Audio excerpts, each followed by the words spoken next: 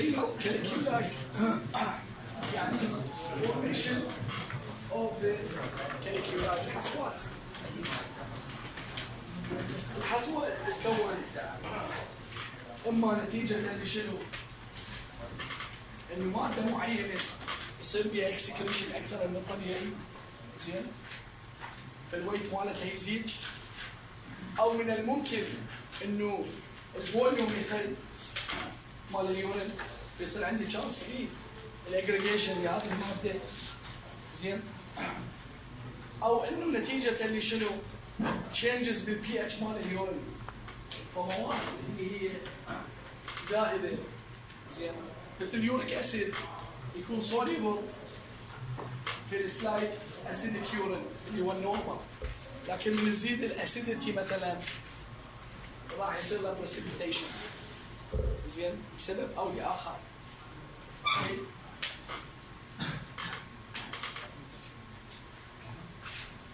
بعد اليورين عادة يحتوي على مواد تمنع تكوين الحصوات مثل الستريت، البايروفوسفيت، زين؟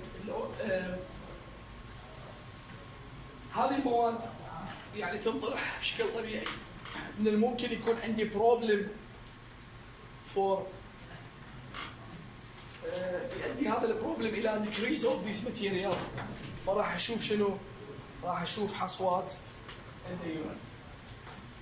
فاذا condition favoring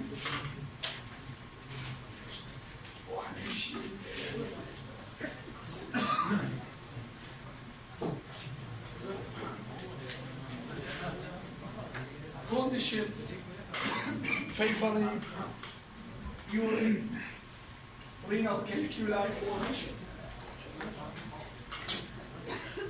High urinary concentration of one or more constituent due to شنو؟ low urinary volume with renal function because of restricted fluid intake or excessive fluid loss over long period of the time or declinate. This is favor formation of most type of the oligo of the caliculi, especially of one of the condition listed below are present.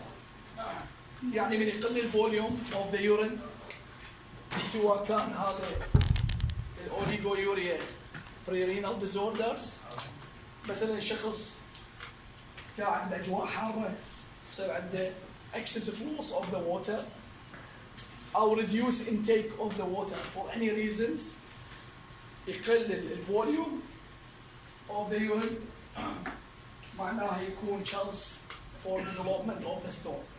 يعني تعرفون هو الفوليوم هذا مال اليورين هو يسوي لي ديليوشن على مود يحافظ على السوليبيليتي. يعني تعرفون السوليبيليتي اي ماده هي concentration dependent و pH dependent. هذه الماده تعرفون بالفيزياء تتذكرون freely soluble sparingly soluble مو soluble very soluble insoluble، هاي التعاريف كل وحده على تركيز معين لهذه الماده، زين؟ فالماده تكون مثلا مثل اليوريك اسيد يكون soluble من يكون 1 غرام 10 مول مثلا، من الفوليوم يصير 5 مول راح يصير بريسيبيتيت، تمام؟ بالضبط انت من الظل تخلي شكر ويا شاي تترسل بالشاي اكثر من الطبيعي، شو يصير له؟ يصير له سوبر ساتوريت. ليش؟ لان الفوليوم شكرا يعني خالد، لان الفوليوم اقل من قدره انه يرسم هذا الويت كله، انه يسوي له سوليبيليتي لهذا الويت كله فيترسم، زين؟ اي هنا اي نوع من الحصوات من الممكن ان تتكون، زين؟ نتيجه ل decrease of the volume. كل الانواع تقريبا من الممكن انه تتكون، او بالعكس الماده وزنها عالي high rate of the excretion of the metabolic product forming from the stone. واحدة من الأسباب مثلا زيادة البلازما ليفل مالتي، يعني مثلا اليوريميا، زيادة اليوريا، زيادة اليوريك أسيد، فراح أشوفه باليورين عالي زين ويسبب لي ستون. زين واحدة من الأشياء شنو؟ impairment of the normal tubular reabsorption. إذا problem بالتيوبيول reabsorption يقل فشنو؟ راح تصير عالية باليورين. ويا إذا كان الفوليوم قليل راح يكون high chance for formation of stone. Change in the pH of the urine. زين الماتيريالز اللي موجودة باليورين ذائبة بالسلايدلي اسيدك، فأني إذا أرفع البي اتش فالماتيريال اللي هي الكلاين ذايبة راح تترسب، أو أقلل البي اتش الماتيريال اللي هي اسيدك أيضا راح تترسب. هذا أشوفه changes in the pH وقت خصوصا بالبكتيريال انفكشن. مثلا عندي البروتياس فولجاريس. زين هذا شو يسوي؟ يوريا سبليتنج بكتيريا، يكسر اليوريا، تحرر الامونيا الكلاين ميديا فترفع البي اتش فتسوي لي chance for the stone formation. Urinary stagnation due to obstruction to the urinary outflow or renal tract structural abnormality. هنا حالات الاوبستراكشن خلي اليورين يتجمع مع بعض فتظل عندي مو هذا الموفمنت، فيظل عندي chance for aggregation of the analyte اللي هي the same structure. او عندي شنو؟ renal tract structural abnormality. شايفين هذول الاشخاص اللي يصير عنده توسع بالكلى؟ يقول الكلى مالتك مكونه للحصوات، مو هذول شنو المشكله؟ انه يصير عندهم يورينري ستاجنيشن، يصير اليورين يظل بالكلى فيصير يظل عنده تشانس فور فورميشن اوف ذا كاليكيولاي. ايضا عندي لاك اوف ذا نورمال انهبيتر. اليورين الاعتيادي يحتوي على مواد مثل الستريت، البايروفوسفيت، الجلايكوبروتين، هذه تمنع الكالسيوم والفوسفيت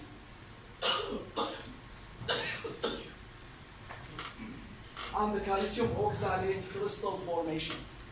زين؟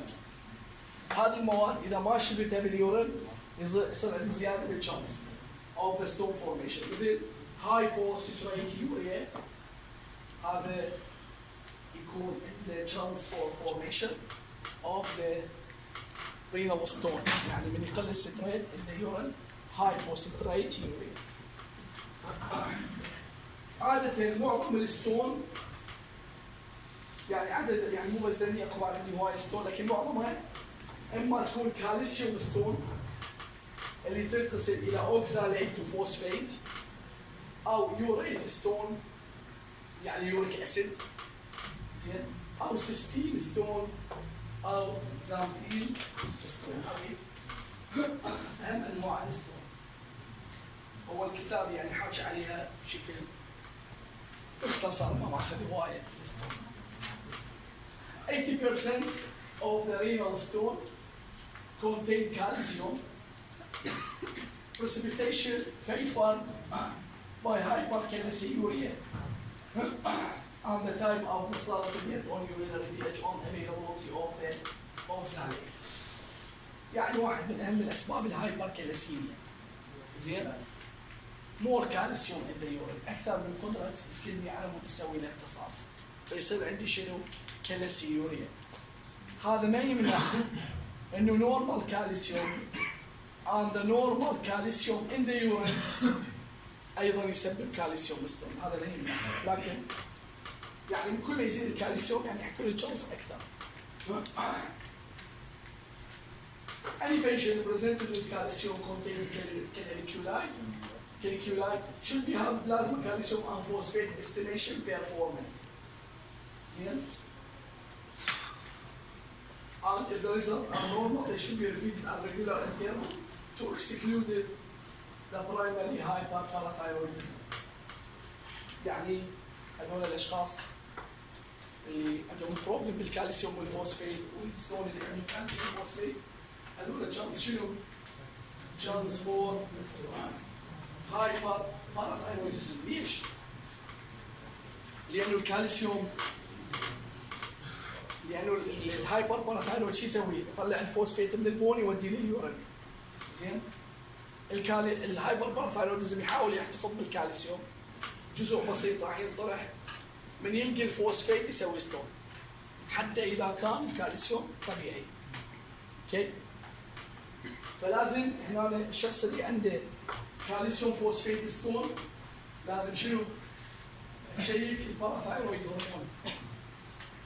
لازم تشيك الباراثايرويد، يعني واحد من العلاجات اذا عالجت الباراثايرويد هرمون انطيت علاج سوي سوبريشن للباراثايرويد تعطي فيتامين دي يسوي نيجاتيف فيدباك، ايش راح اسوي؟ راح اقلل الليبريشن اوف ذا فوسفيت فروم ذا بون، واذا قللت الليبريشن معناها شنو؟ تشانس فور ذا كالسيوم فوسفيت ستون فورميشن ان ذا يورين راح تقل. لان المشكله مال الباراثايرويد شو يسوي؟ يمنع امتصاص الفوسفيت من اليورين فيبقي هاي كونسنتريشن in the urine.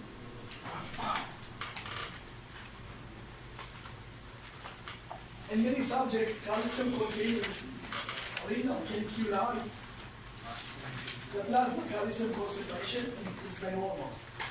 يعني هنا الكالسيوم كالسيوم زاد ما راح يسوي لنا فيدباك الباراثايرويد هرمون حتى يوقف هاي العمليه؟ شنو هو؟ كالسيوم اذا زاد يعني يسوي بريسبتيشن اوف ستون. الكالسيوم مو زاد دكتور؟ هذا باليورين بدنا نحكي عنه. باليورين. شلون نسوي لك فيدباك من اليورين؟ لا من اليورين يروح للبلد.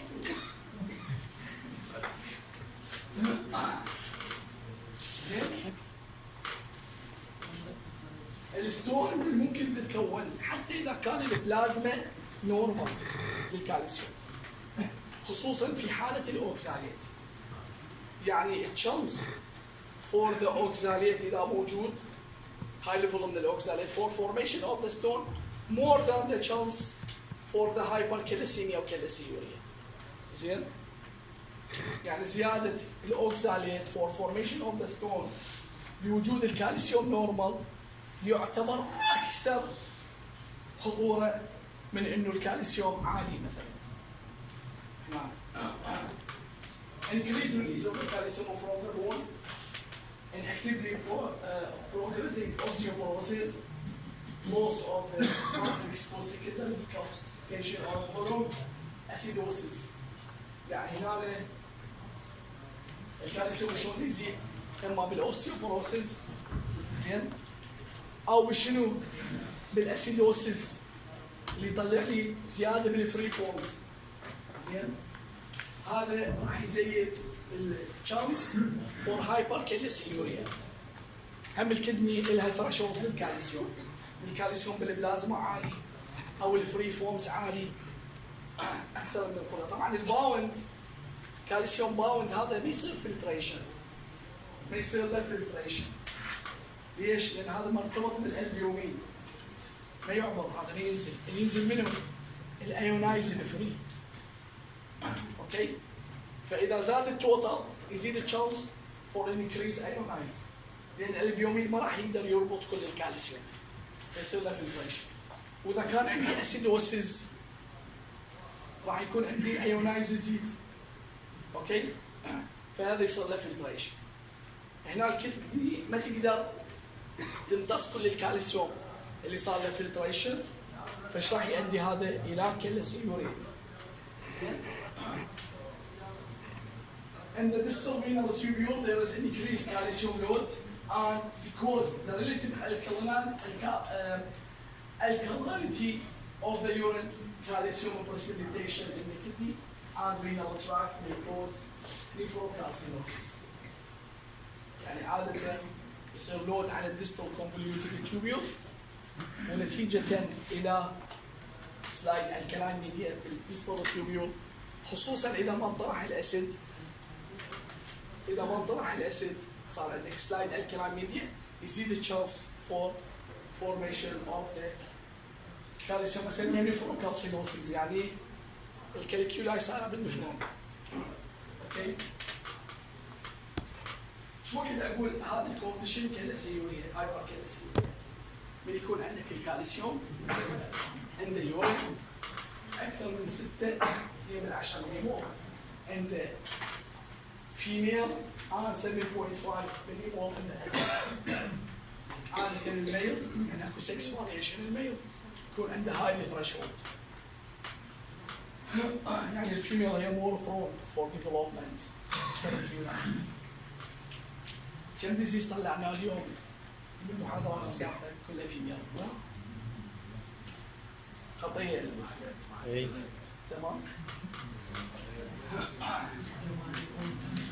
A significant proportion of the case remain.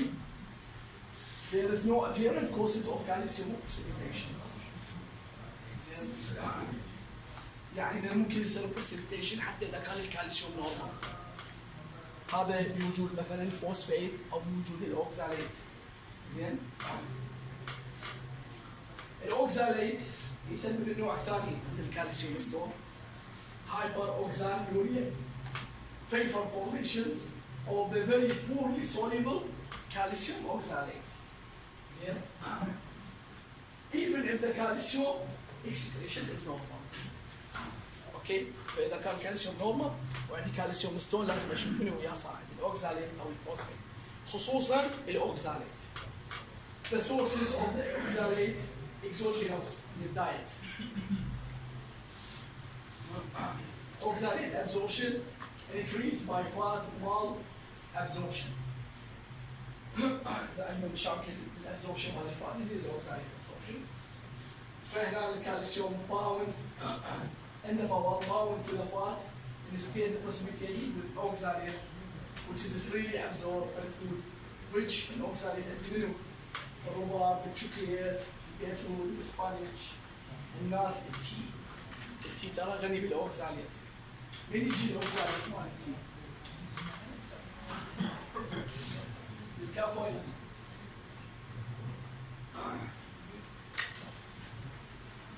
Primary hyperoxaluria, inborn error, very inborn error disease. وما حكينا عن hyperoxaluria مو، حكينا عن شيء مختصر بالinborn error. Should be considered a very low calculi occur in childhood. إذا شخص عنده طفل يكون حصوة، وهاي الحصوة اوكزاليت، وعنده شنو؟ اوكزاليوريا، تمام؟ وهذا يكون chance for the inborn error بالميتابوليزم اوف ذا اوكزاليت. وهذا الانبورن يكون نوعيتين، على احتمال يجيكم يعني تايب 1 وتايب 2. تايب 1 enzyme deficiency alanine glycoside aminotransferase، وتايب 2 DD7 dehydrogenase. احتمال يجيكم كام سي كيو هذه تايب 1 وتايب 2. زين. هايبر اوكزاليوريا اللي يكون الاوكزاليت اكثر من 400 مايكرومول. زين، هذا more risk factor than formation of the urine stone than hypercalciuria. يعني الهايبر اوكزاليوريا اهم من الهايبركالسيوريا for formation of the stone. صفات الستون مثلا calcium containing caliculi. All of the following for calcium containing caliculi true except مثلا هي hard, white, value opaque. زين، بيخلي وياها soft مثلا، أو يقول translucent مثلا، هذه تكون معتمة. translucent تكون شفافة. زين، هذه من ممكن تجي MCQ. زين. الكالسيوم فوسفيت يكون ستاك هورن، تكون مشوكة، شوكية، يعني يكون بها رؤوس يعني هالشيء. عايش تسوي؟ تخدش الكلى المجاري البوليه تسبب الم وهي هارد زين اي فتكون دمويه هذه دمويه. while calcium oxalate stone Tn2 smaller زين and lodge in the ureters زين تركز بالحال calcium oxalate stone where they compress into the fusiform chamber يعني تكون هالشكل البولانيه يعني تكون globular fusiforms مغزلي زين and the stone formed so formation are particularly common in the patient with chronic renal infection. مع زيادة الشانس شلون نعالج الحالة؟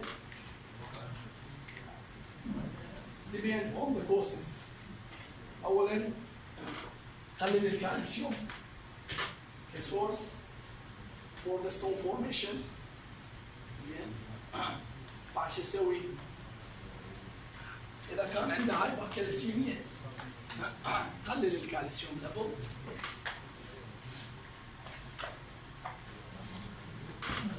طبعا خلونا ببالكم في حالة الكالسيوم يوريت ستون شافوا إن الكالسيوم إذا تقلله بالستون بالأشخاص اللي عندهم مال أبزوربشن أوف ذا فات يصير عندهم زيادة بالأبزوربشن أوف ذا أوكساليت. زين ليش؟ لأنه الكالسيوم بالحالة الاعتيادية إذا ينطرح بالجي اي تي أو موجود بالجي اي تي يكون بوند ويا الأوكساليت. زين هذا البوند ينطرح ويمنع امتصاص الأوكساليت أو يقلل امتصاصه إلى أقل ما يمكن. بالحالات اللي هي يصير عندهم مال فات ابزوربشن الكالسيوم وين يرتبط؟ يرتبط بالفات بتقلل امتصاص الفات. الاوكساليت شو يصير بيه؟ يظل فري زين فيصير له زياده بالري ابزوربشن. هذا جماعه الفات مال ابزوربشن. فانا اذا شخص عنده كالسيوم اوكساليت ستون يعني اذا عنده هايبر كالسيميا احاول اقلل الكالسيوم بالدايت. لكن اذا نورمال كالسيوم ما اقلل الكالسيوم ابقي نورمال. ليش؟ لانه اقلل الكالسيوم ويبقى الاوكساليت اللي بالدايت بدون ما اقلله راح يصير له ري ابزوربشن اكثر. زين؟ اذا if it is not possible by reducing alpha alone may exacerbate the نعم دايت ملك مع ملك هاي السوالف. حليب سورسز مال الكالسيوم حليب الدايري برودكت حليب جبن هاي السوالف. هو قصد دكتور اذا هايبر اي دياتري بالسكشن دياتري بس بدنا نحكي شو اسمه بس بدنا نحكي بالتفاصيل يعني. اهم شيء الدياتري قلله من خلال انه نقلل الكالسيوم عند دايت. شو المشكله؟ اوكي يعني هنا اذا قلل الكالسيوم بالدايت لازم ايضا اقلل الاوكساليت عند دايت. لازم الشخص يقلل التي يقلل النات يقلل زين شاكوشيمو زين يسبب زياده بالاوكساليت. اذا قللت الكالسيوم وما قللت الاوكساليت زيدت الابزوربشن مال الاوكساليت. وين ما يلقي كالسيوم يسوي له بوند يسوي مشكله. زين مع شنو؟ ازيد السوليبيليتي مال اليورين من خلال زياده الفلويد انتيك. اوكي؟ thiazide diuresis reduce urinary calcium excretion. تعرفون السايد افكت مال الثيازايد هو شنو؟ يسبب هايبر كالسيميا. نعم. زين؟ فانا اقدر استفاد من هاي السايد افكت انه ازيد الكالسيوم بالبلد واقلله باليورين. فاقلل الكالسيوم. ايضا treatment urinary tract infection. قلنا الكالسيوم ستون بالالكلاين ميديا يزيد الشانس فور ذا فورميشن ويسبب لي نفروكالسينوسيس. اليورينري تراكت انفكشن يزيد الالكلاين ميديا لانه يسوي سبليتنج لليوريا. زين؟ فانا شو اسوي؟ اعالج الانفكشن على مود امنع تكوين الالكلاين ميديا، على مود اعالج الستون. واضح؟ النوع الاخر اللي هي الستروفايت مغنيسيوم امونيوم فوسفات. هذه تتكون نتيجة لشنو؟ نتيجة ل urinary tract infection hypertension اللي قلنا نسوي سبلتين للامونيا لليوريا، تحرر الامونيا. الامونيا هنا نزيد البي اتش، تحول الامونيا الى امونيوم NH3 يصير NH4 بلس. وشون الامونيا يزيد البي اتش؟ يقلل الاسيد. هذا اليورين زين، هاي يوريا اعتيادي، هذا بي اتش مو هذا اتش، هاي اليوريا NH2 CO NH2 تمام. انكسرت منها هاي صارت NH2 تمام. هاي بيها نقص، بدي لها هيدروجين اضافي، وين تاخذه؟ تاخذه من اليورين تصير NH3.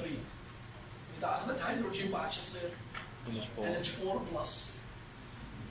قللت الوسط الهيدروجيني.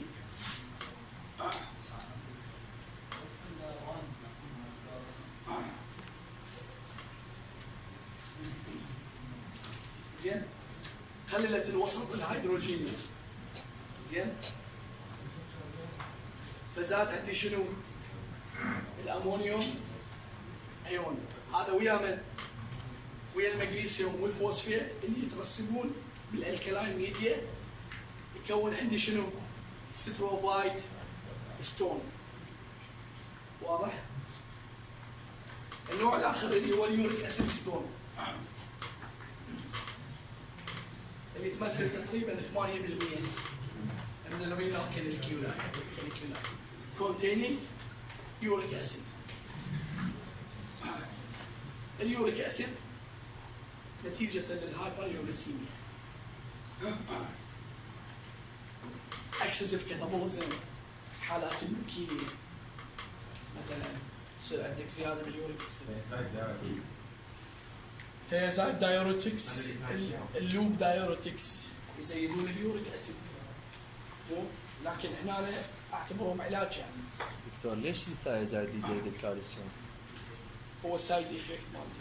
يعني يشتغل على البروكسيما اي كميكاني ما اتذكر الميكانيزم مال الثيازايد بالضبط. هو واحد من السمبورتر يوقفه، هو يعني الموست واحد من الترانسبورتر يوقفه.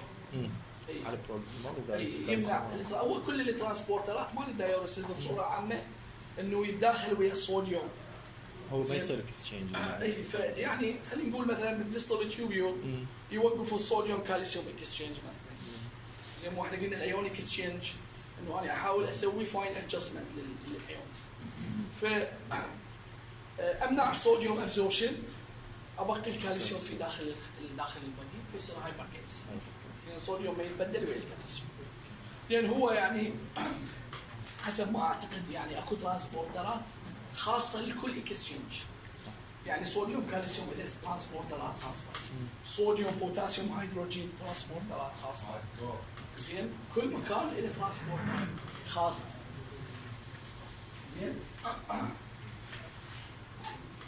الشخص اللي ياكل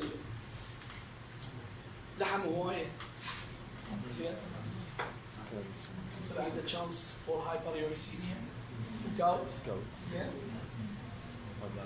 طبعا الجاوت اللي تطلع الاعراض السريريه مالته يلا يصير جاوت. اذا هايبريوريسيميا يعني اليوريك اسيد اكثر من 7.5 8 9 10 بدون اعراض سريريه يعتبرون جاوت، فقط يعتبرون هايبريوريسيميا. ليش؟ لازم يترسب اليوريك اسيد بالتشو يلا يصير جاوت.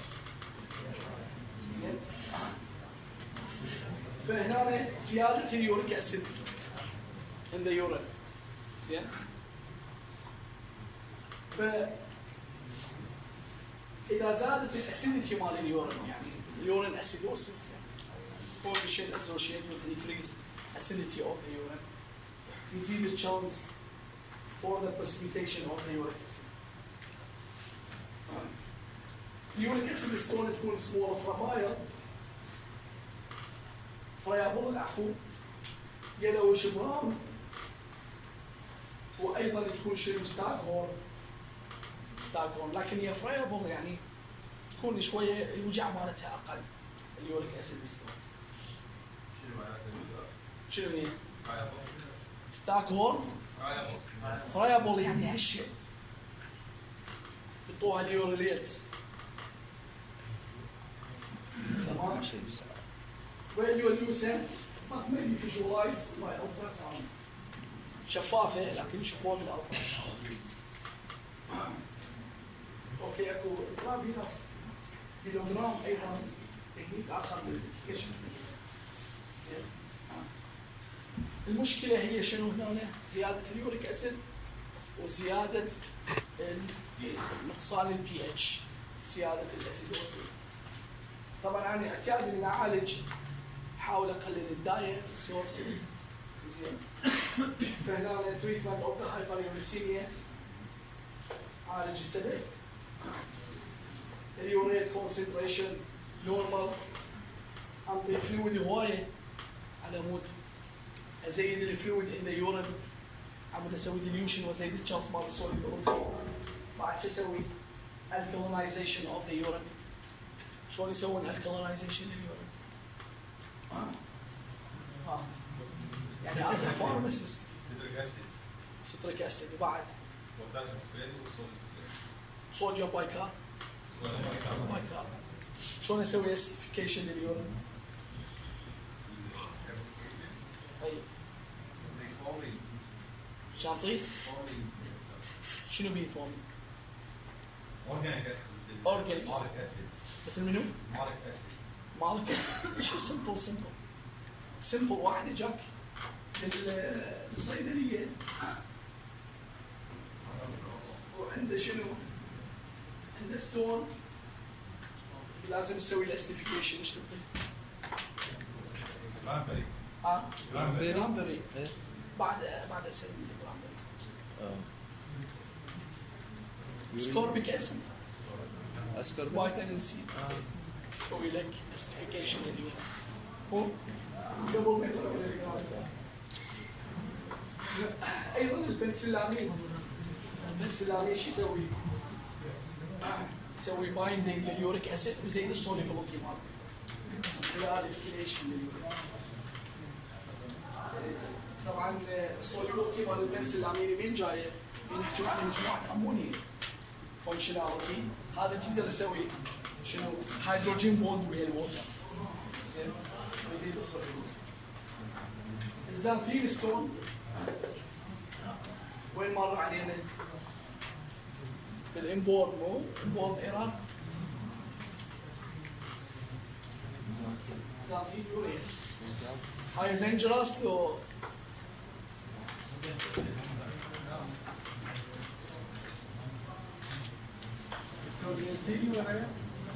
ديك السيستين العفو، السيستين اللي اخذناها، السيستين اللي اخذناها سيستين يوريا وسيستينوسيس. الزانثين ايضا عندي انبورن سبب لي زانثين يوريا. السيستين اخذنا شنو؟ اخذنا سيستينوسيس واخذنا سيستين يوريا. مو السيستينوسيس هذا مور دينجرس، السيستين يوريا هارملس. زين عندي نافير ستون، هذا بروتيزز انهبيتر يستخدمون العلاج شنو؟ الاتش اي في. زين المشكله هنا ايش يصير؟ هذا يتجمع بالكلى فيسبب ستون. الاشخاص اللي عندهم اتش اي في ياخذون الدينافير يكونون تشارلز فورميشن الدينافير ستون. زين اذر ستون ايضا هنا هذا الستون تتكون نتيجه لشنو؟ انه انا عندي ديفكت بالانزيم اللي يسوي ميتابوليزم لهذه السبستانس. مثل منو؟ ستون اوف داي هيدروكسي ادينين، لان عندي ديفكت بالادينين فوسفور رايبوزين ترانسفيريزز. عندي ديفكت بهذا الانزيم اللي يسوي ميتابوليزم الى الدايهيدروكسي ادينين. زين. واكو نوع اسمه ماتريكس ستون نتيجة لشنو؟ poorly calcified mucoproteinaceous material as a result of the chronic infected kidney. هذا من rare disorders طبعا. زين. بعض انواع الستون يعني بعض الاحيان البيشنت يكون فارتيتيوس يعني يصنع الستون جسم ماله. مثلا هذا الديزيز اللي هو immunocausal syndrome.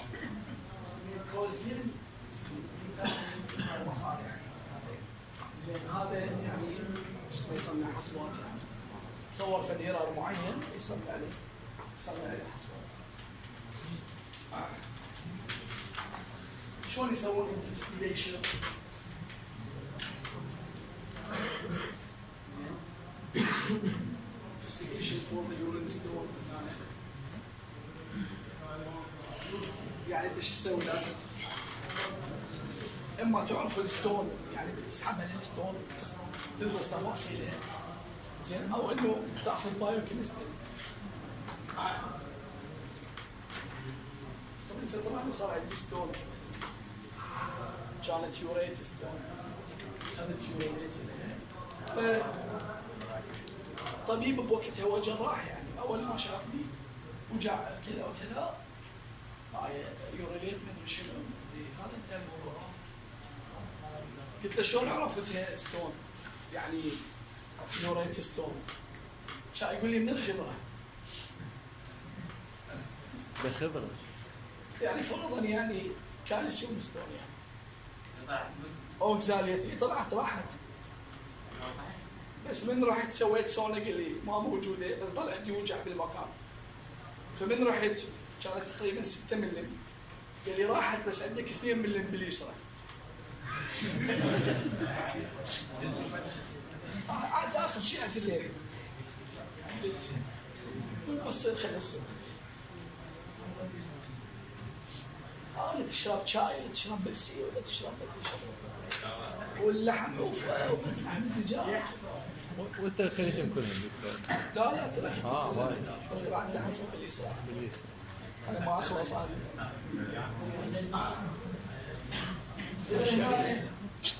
شوف الانفستيجيشن وين هذا واحد الانفستيجيشن مالتنا. اكسكلود هايبركالسيميا. كالسيوم ليفل لازم نتعرف. لازم انه هذا الشخص ما عنده كالسيوم هايبركالسيميا. انا ما اقول هذا كالسيوم ستون. زين. والهايبريوريسيميا. اذا زايد الكالسيوم يعني احتمال بالكالسيوم، اذا زايد اليوريك اسيد يعني اليوريك اسيد. collected 24 specimen of the urinary volume. اشوف الكالسيوم والاوكساليت. زين. اذا الكالسيوم والاوكساليت عالي باليورين فهو more likely chance من الكالسيوم والاوكساليت ستون. يعني هاي بعدنا الستون احنا ما نطلعيها بس مجرد كبايو كيمستري يعني تعرف انت مو كل واحد عنده ستون لازم اشوف كميته او الصوره اذا هي صغيره زين بس لازم اعرفها. يعني انا من تكون الستون بيدي يعني خصوصا اذا هو مثلا كان عنده يعني بريفيسلي هذا يسهل لي هوايه. يعني هذا الشخص مثلا عنده انفكشن معين يكون لي هيك نوع من الستون اقدر الستون افحصها اشوفه اوبيك وايت هارد فريابل. اليوريت ستون دائما يقولون هي فريابل شلون الطينيه حتى اليوريليت شلون يشتغل عليها يظل ياكلها من الجانب لحد ما يلغيها. لكن الاوكزاليت من الصعوبه جدا تنكسر.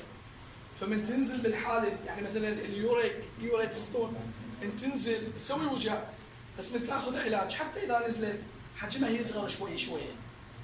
لكن الكالسيوم اوكزاليت تموت لا كلش يعني الريدكشن مالتها يصير قليل وتحاول انت تنزلها بالحركه بالسوائل بالهذا فوجعها جدا قوي مقارنه باليوريت ستون. زين. اذا نشوف البلاد ونشوف اليورين نشوف البلاد ونشوف اليورين شنو الانالايت اللي زايده؟ كالسيوم اوكزاليت يوريا زين؟ اذا هذه كلها نيجاتيف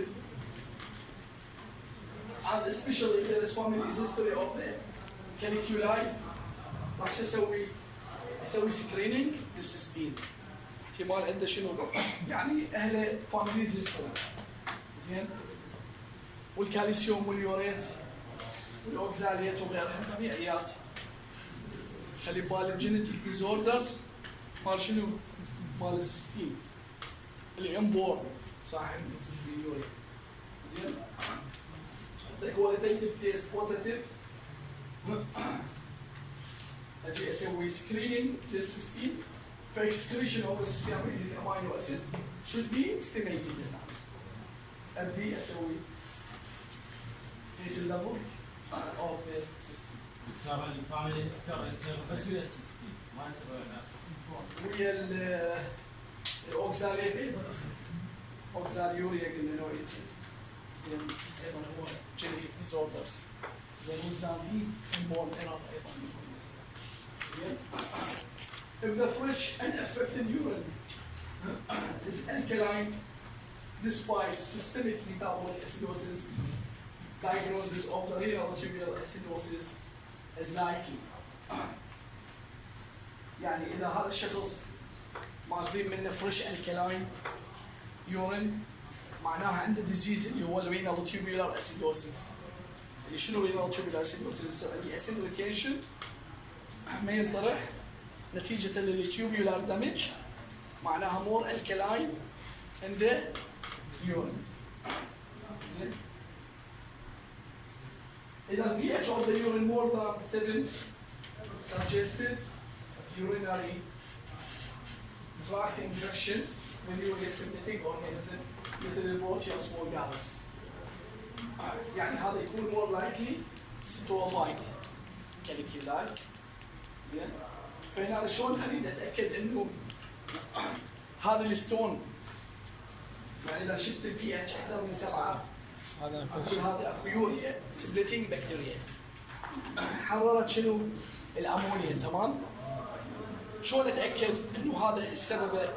يعني معناها عندي ستروفايت. شلون اتاكد انه هذا ستروفايت؟ اخذ ميدستريم يورين خلي الشخص انيشال فويدنج يتدرب اول 5-6 مل يذبهن وناخذ الكلير يورين واجي افحصه. المفروض انه هذا اذا هو ستروفايت معناها عنده انفكشن يعني عنده شنو؟ عنده بروتيوس فولجاريس. زين؟ هذا كله اخليه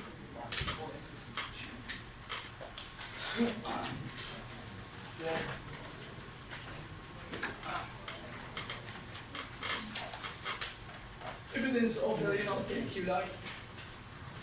If the stone fragment available for the analysis يعني هاي الستون مثلا عنده فريق 3-4 ستون وحده نازله مثلا اذا هاي موجوده اقدر افحصها اقدر اعرف شنو مكوناتها.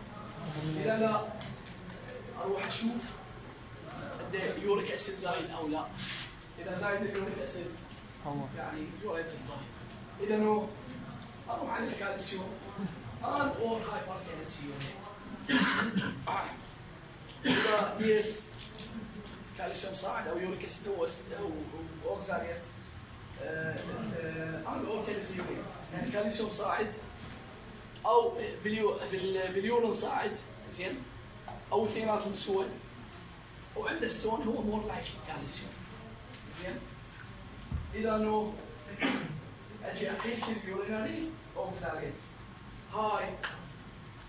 هايبر اوكزاليوريا يعني هذا يعني اوكزاليت والكالسيوم حتى اذا كان الكالسيوم طبيعي. زين؟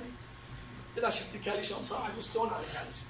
اذا شفته نورمال معناها اوكزاليت كالسيوم اوكزاليت.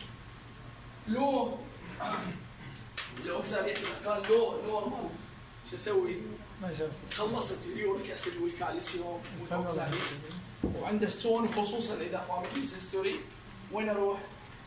اقيس السيستين. هاي سيستين يوريا. اذا هذا هم طبيعي اكتب بوكس. هذا يكون واحد يكتب بوكس. يمن مصنوعة.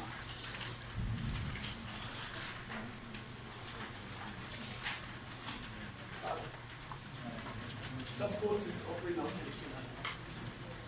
Complex مثلا ستون، triple phosphate stone. يعني هذا بدون كالسيوم فوسفيت مع بعض. زين. rarities يعني نادرات الزانثين الدايهيدروكسي ألينين اللانيفير. زين. artifact فايبرين كلوب من كوزين سيندروم.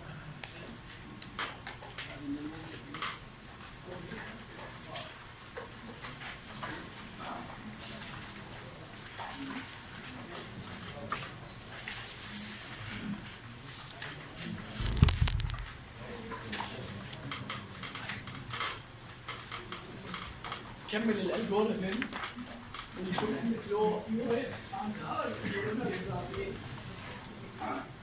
سجست زافين يوريت particularly in children معناها genetic disorders. بعد اذا هذني كلهن سويتهن وما عندي اي زياده باي ماده، احتمال شنو؟ الانهبيتر اليورين هو اللي مسبب لي الستون، فلازم اتاكد ان الستريت اتاكد ان الستريت اعالج الانهبيتر. زين. احاول انزل الستون بعد ذلك اي طريقه، زين، خصوصا فلويد اوفرلود، واعالج الستريت ديفيشنسي. If there is still unclear ايضا rare doses. زين. الا بعد شنو؟ الرينال تراكت ايميجينج. تفيد الرينال تراكت ايميجينج. اذا هارد اوبيك معتمه هذه كالسيوم اوكساليت او كالسيوم فوسفيت بالدرجه الاساس. اذا فيوزي فورم شيء زين نشوفه اكثر شيء باليوريثر، يعني منو؟ كالسيوم اوكساليت. اذا فريابل هي ما تبين فريابل يعني شو اسمه بالالترا ساوند، لكن شنو؟ ترانسليوسنت لكن فيجوالايز. يعني شنو ترانسليوسنت لكن فيجوالايز؟ يعني مثلا كالسيوم فوسفيت هاي اوبي هالشكل. الكالسيوم اليوريت هو هالشكل، يعني تشوف تفاصيل اللي داخله لكن اشوفها بشكل حلقه واضحه. زين. مو شرط يعني حلقه، يعني هذا هاي ستاك هو يحتوي على اشواك. زين. يعني هيك اشوف هيك مخربطه، يعني مو شرط تكون يعني نورمال او ريجولار شيء. treatment of caliculi renal caliculi. drink water. تعمل الجبسة عندك الكلاب يقول اشرب على الاقل 3 امتار الى 4 امتار يوميا، لتر الصبح و4 امتار خلال اليوم، 3 امتار. خلي الكالسيوم انتيك، خلي وياك اوكساليت، ممكن يصير عنده اوكساليت ستون. زين. هذا التفتيت يستخدمونه ايضا. دراكس وايا دراكس اكسترا كوربورال شوك ليفوتريبسين. زين. اذا ما فادني التفتيت اروح للسيرجري اللي هو يعتبر last choice for the treatment of the caliculi. هذا dialysis machine. اكو سؤال ولا؟